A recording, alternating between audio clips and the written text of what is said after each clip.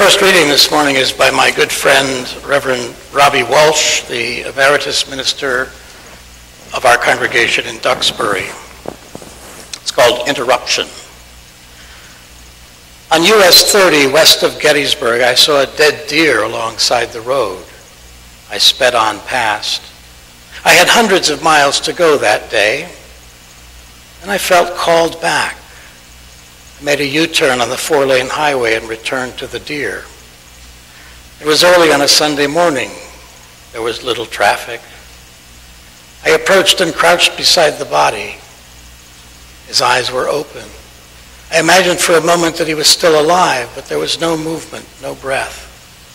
I'd been drawn to the deer by reverence and awe, but these gave way initially to curiosity and amateur forensic analysis. One of his hind legs was broken with the bone sticking out. There was a pool of dark blood under his head. There was a trail of blood about 30 feet long from the near lane of the highway. There were bony stubs where his antlers had been. I guessed he'd been hit by a car, had died of a head injury, and had been dragged by someone to the shoulder of the road. I guessed that the antlers had been taken for souvenirs.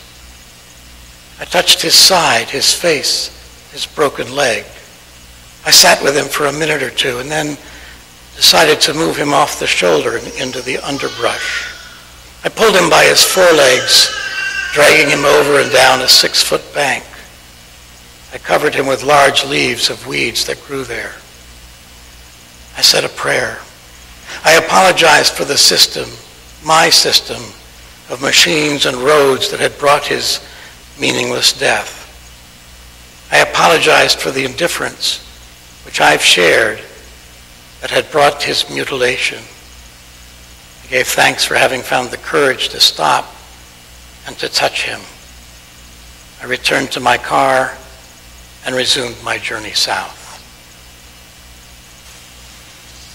The second reading is by William F. Schultz, the 5th president of our Unitarian Universalist Association, now president and CEO of our Unitarian Universalist Service Committee. It's from Unitarian Universalism in a New Key. Hundreds of years ago, St. Lawrence asked, "Whom should I adore, the Creator or the creation?" Most Western religions have answered back, "Adore the Creator," and supplied an image, Zeus, Jehovah, Christ, to be adored. But our answer is far different. Whom should we adore? The creation, surely, for whatever there be of the Creator will be made manifest in her handiwork. God, said Mies van der Rohe, dwells in the details. The divine for us, whatever it in essence be, is not confined to the transcendent realm, its ramparts guarded by the scholarly. On the contrary, the holy is made manifest in every one of us, not just those who can recite the catechism, in the transactions of the everyday. It lies curled, in other words, in the very bosom of our experience. This is a fundamental departure from religion's occupation with abstraction. It's not a distant, mysterious God to whom we make appeal, or even the cold vagaries of progress, evolution, creativity, or history.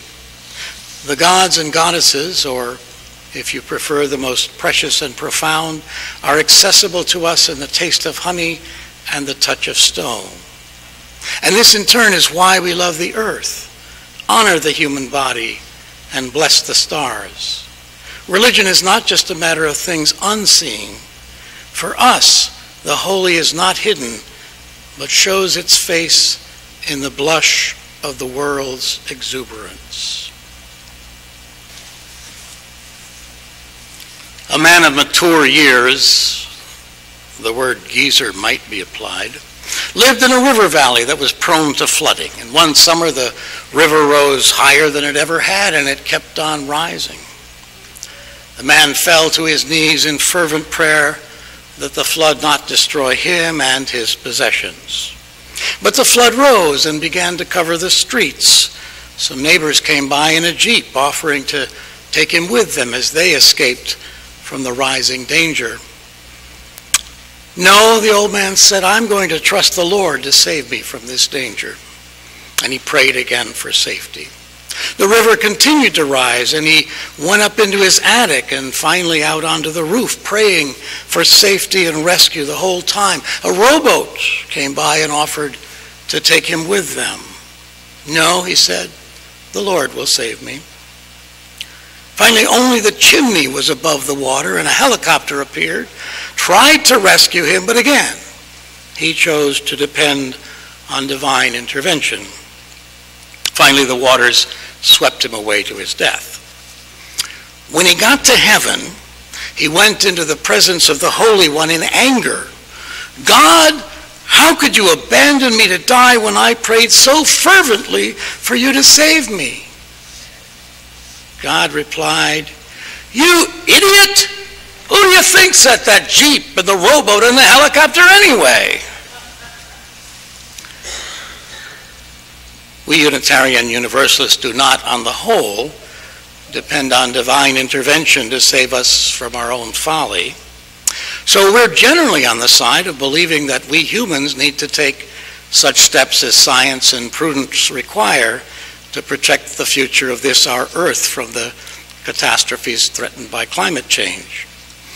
Last year's report of the International Planet on Climate Change indicated that some of the projected effects of continuing to increase the concentration of carbon dioxide in the atmosphere could be more serious than previously reported and could occur sooner than expected.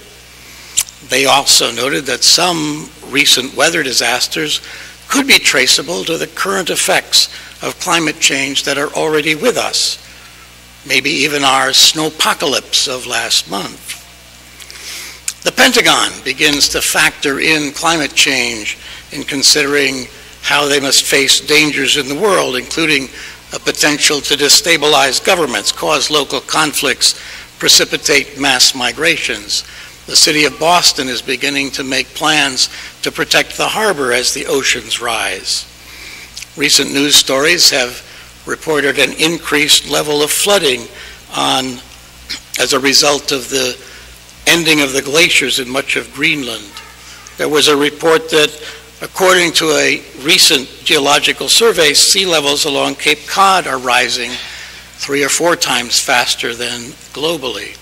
And my own hometown of Scituate has been in the news a lot because our beaches are being increasingly battered as the oceans rise. So how could anyone deny that catastrophic climate change lies before us? And how could anyone not regard this as one of the most important questions facing our civilization? How could anyone not hear the crying of the earth? And yet, there is significant partisan disagreement about whether global warming is occurring and whether it's a pressing issue. According to a recent Pew poll, 67% of all adults in the United States believe that there is solid evidence that the earth has grown warmer, and of those, 44% believe it's mostly because of human activity. But among those who identify themselves with the Tea Party, only 25% believe there's solid evidence of warming, and only 9% agree that it's mostly because of the effects of human activity.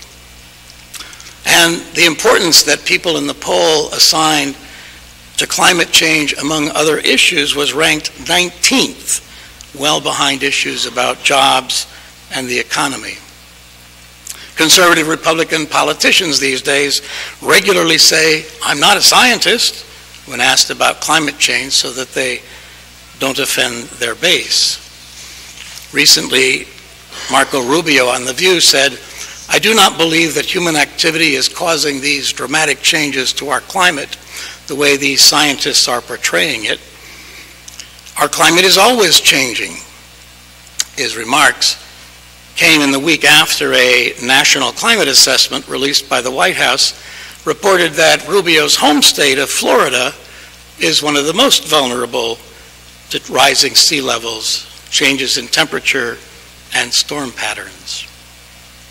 We in our religious tradition pride ourselves on our commitment to the use of reason in our religion and in our lives.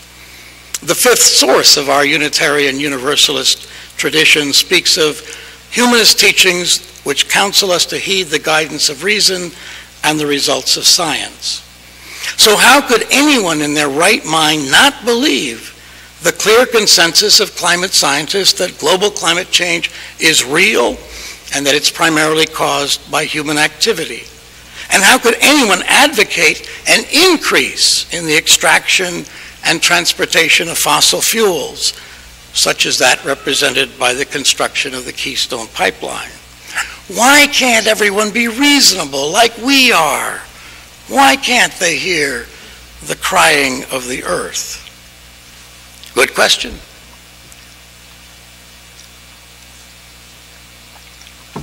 One of our first problems is that the moral and scientific language that we as Unitarians, Universalists are comfortable with isn't shared in every faith tradition or by every individual.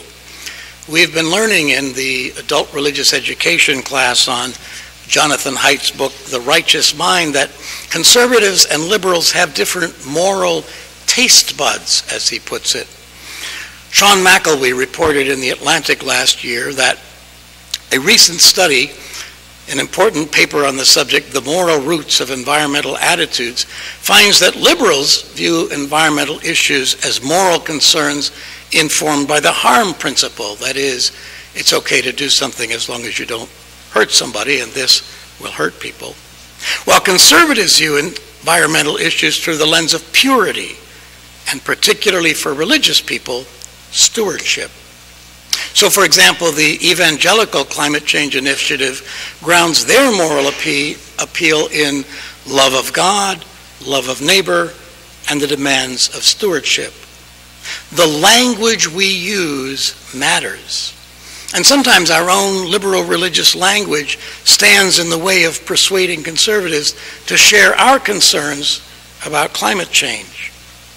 Another difficulty in getting everyone to pay attention and do something about climate change is that global warming is what's known as a super wicked problem. Not that it should burn in hell, mind you, but that it's the kind of problem that can seem almost intractable. As summarized by Chris Reedy, wicked problems are societal problems that lack simplistic or straightforward planning responses. And super wicked problems are a new class of global environmental problems with 4 key features. 1, time is running out. 2, those who cause the problem also seek to provide a solution. Each one of us, for example. 3, the central authority needed to address these problems is weak or non-existent. And 4, irrational discounting occurs that pushes responses into the future. It's always easy to consume something now than to worry about the consequences later. Well, that was comforting. But lest we despair, and despair on this issue might be the easier choice, I want to suggest some particular ways that we as Unitarian Universalists can approach these issues. We need to recognize that for us, this is a spiritual, a faith, a religious tradition that we are in that helps us to understand why we ought to act. Our principles commit us to the quest for truth. We're advocates for scientific evidence.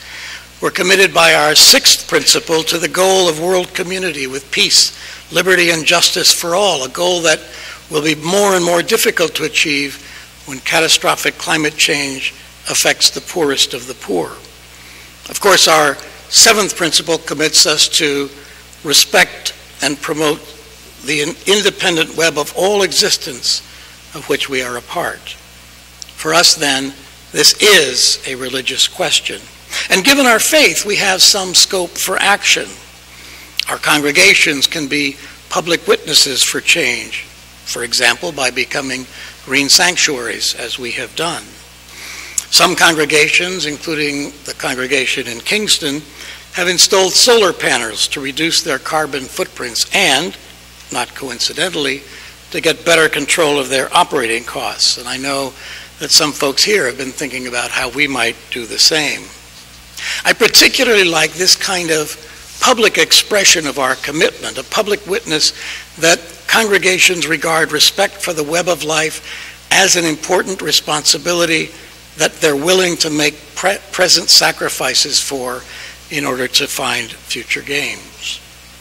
One important movement that we can be part of is the Commit to Respond initiative. It's called People of Faith and Conscience Taking Action on Climate Change. It's led by Unitarian Universalists, and it's focusing on this month from the equinox to Earth Day on April 22nd in order to focus our attention on making change and joining together to make change. I've put a link to Commit to Respond on our First Parish website, as well as putting it on our Facebook page. And then the movement for the divestment of investments in carbon industries is gaining momentum as, for example, the Rockefeller Foundation, built on oil money, has committed to divesting itself from carbon, as has our own Unitarian Universalist Association. Several universities have already decided to divest from carbon, and a number of prominent Harvard alumni have committed to demonstrating in Harvard Yard from April 12th to 17th to persuade the university to change its decision not to divest. I'm under no illusion that these sorts of measures will solve the problems posed by climate change, or that they will turn back the erosion of the beaches of Cape Cod or my hometown of Scituate or the Boston Harbor. But they do serve as examples and as witnesses, and super wicked problems require that we take actions as we can and do what we can to bring others along. It's particularly important to listen to others who may disagree with us have to say. It's important to use language that, with the widest possible appeal both to liberals and to conservatives. Turns out that the term climate change has significantly greater resonance among conservatives than global warming, in part because weather like our recent snowstorms don't seem like global warming when you're in the middle of them. There are a lot of opinions about how to solve this problem. Sometimes there's an assumption that science will tell us what to do. In fact, scientists can give us their best estimates, but they can't tell us what is to be done about it. Serious conservatives who acknowledge the problem sometimes have solutions that we, largely liberals, might not approve of. It's wise for us to listen carefully to other possibilities, even though, to get allies, we may not be able to use our own preferred policy choices. And then there are things we can do as individuals as well. Our story told about a woman who made an enormous difference by planting trees. We all reduce, reuse, recycle. Sometimes personal vows may be in order. For example, 10 or 12 years ago, I saw a graph in the New York Times which showed the decline in the consumption of dairy. I come from a dairy farm, parallel to the growth of the consumption of soda, much of it in aluminum cans. And I decided that I didn't want to be part of that. So since then, I've done my best to avoiding drinking anything that comes in an aluminum can. I've broken my vow once in a while, but every time I face it, I have to remember, oh right, I made a choice, and it reminds me that I can do little things. I've tried to cultivate a taste for tea rather than soda, for water from our taps rather than bottled water. And again, I'm under no illusion that my small efforts will solve or even contribute at all significantly to the solution of this giant, wicked issue. What I do think is critical is that our personal commitments, our vows, are a way of reminding ourselves that this matters. Whenever I turn down a beverage in an aluminum can, I'm reminded of why I made the vow. And sometimes I have to explain to somebody, I'm sorry, but I don't drink things from an aluminum can. And when they ask me why, I try to explain it to them. So we have religious, congregational, and personal commitments and actions that we can each take. At the same time, the scope of the problem is so vast, it's a super wicked problem, that we will not in our lifetime solve it, no matter how hard we may try. This is a spiritual issue as well. We grow weary, we lose focus, we need to renew our strength sometimes. Sometimes we need to retreat from the world of people and renew ourselves, as suggested in this piece by Wendell Berry. When despair for the world grows in me, and I wake in the night at the least sound in fear of what my life and my children's lives may be, I go and lie down where the wood drake rests in his beauty in the water, and the great heron feeds. I come into a place of wild things who do not tax their lives with forethought of grief. I come into the presence of still water, and I feel above me the day-blind stars waiting with their light. For a time, I rest in the grace of the world, and I am free. Amen. And blessed be.